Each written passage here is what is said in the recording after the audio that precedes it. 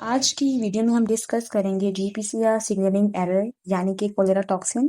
Cholera toxin एक protein है जो कि एक बैक्टीरियम यानी कि विब्रियो कोलेरा से सिक्रीट होती है और कॉज करवाती है एक water diarrhoeal condition. Water diarrhoeal condition का मतलब ये है कि इस कंडीशन में हमारी बॉडी से बहुत ज़्यादा सॉल्ट्स का और वाटर का हो जाता है लॉस, जिसकी वजह से डेथ तक की कंडीशन देखने को मिलती हैं। अगर हम इस टॉक्सिन की स्पेसिफिक बात करें तो इसकी होती हैं दो सब यूनिट्स। एक का नाम है A sub unit and second one is B sub unit. जो ए सब यूनिट है वो एंजाइमेटिक एक्टिविटी या कैटालिटिक एक्टिविटी परफॉर्म करती है एंड जो बी सब यूनिट है वो बाइंडिंग को करती है फैसिलिटेट। ये जो टॉक्सिन है, अगर हमारे हमने वाटर का इंटेक किया और वाटर ऐसा है जो कि कंटेमिनेटेड है इस बैक्टीरियम से जो कि कॉलेरा कॉज करवाता है, सो ये वाटर जो है हमारी बॉडी में एंटर करेगा, इंटेस्टाइनल एपिथेलियम तक पहुंचेगा एंड वहां पर जीपीसीआर सिग्नलिंग को करेगा इफेक्ट, यानी कि ये बैक्टीरियम जीपीसीआर सिग्नलिंग को करेगा इफेक्ट एंड देन हमें जो है बॉडी में कॉलेरा की कंडीशंस देखने को मिलती हैं। हम डिस्कस करेंगे how that bacterium is affecting GPCR signalling. So ये है हमारे पास एपिथेलियम, इंटेस्टाइनल एपिथेलियम।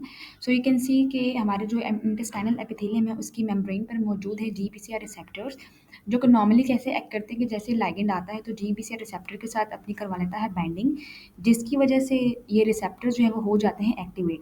देन जो हमारे पास ये एक्टिवेटेड रिसेप्टर है ये एक्टिवेट करवाते हैं जी प्रोटीन को।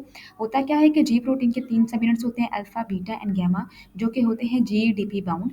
सो बीटा एंड गामा सबयूनिट जो हो जाते हैं separate and GTP alpha subunit जो है वो एक्टिवेटेड जी प्रोटीन होती है। Then GTP bound alpha subunit bind करवाता है अपने आप को एडिनाइलेट साइक्लेज के साथ। एडिनाइलेट साइक्लेज क्या करवाता है कि एटीपी को कन्वर्ट करवाता है साइक्लिक एएमपी में। जब एटीपी साइक्लिक एएमपी में हो जाता है कन्वर्ट तो साइक्लिक एएमपी आगे एक्टिवेट करवाता है प्रोटीन काइनेज ए को। अब प्रोटीन काइनेज ए जो है वो है एक्टिवेटेड। होता क्या है कि जैसे ही हमारे पास कोलेरा टॉक्सिन की बाइंडिंग से मिनट जाके बाइंड करती है गैंग्लियोसाइट के साथ जो कि इंटेस्टाइनल एपिथेलियल की मेम्ब्रेन पर मौजूद है।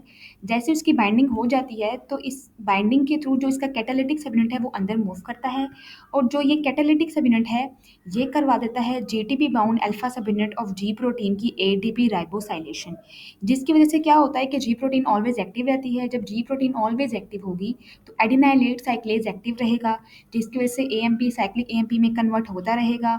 साइक्लिक एएमपी आगे पीके को एक्टिवेट करवाता रहेगा और पीके की कंसंट्रेशन हो जाएगी ज़्यादा। पीके की एक्टिवेशन से अब आगे दो काम होते हैं कि एक वो चैनल जो कि जिसे हम कहते हैं एंटीपोर्टर, जिसकी वजह से सोडियम इनसाइड मूव करता है एंड हाइड्रोजन आउटसाइड मूव करती है।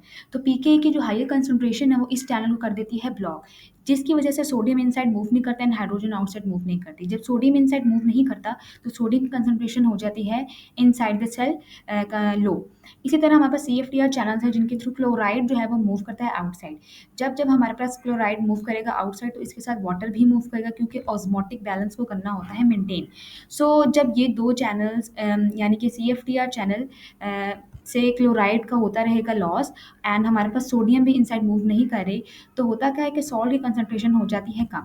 जब सॉल्ट बाहर की तरफ मूव करता है तो वाटर भी मूव करेगा, जिसकी वजह से इनसाइड द सेल डायरिया की कंडीशंस जो है वो देखने को मिलती हैं। वाटर लॉस बहुत ज़्यादा हो जाता है, जिसकी वजह से सेल जो है वो अपने आप को सस्टेन नहीं कर पाता और जो कोलेरा टॉक्सिन है इस तरह वो जीपीसीआर सिग्नलिंग करता है इफेक्ट और नॉर्मल जो सिग्नलिंग है उससे हटकर इसमें एरर कॉज करवाता है कोलेरा टॉक्सिन।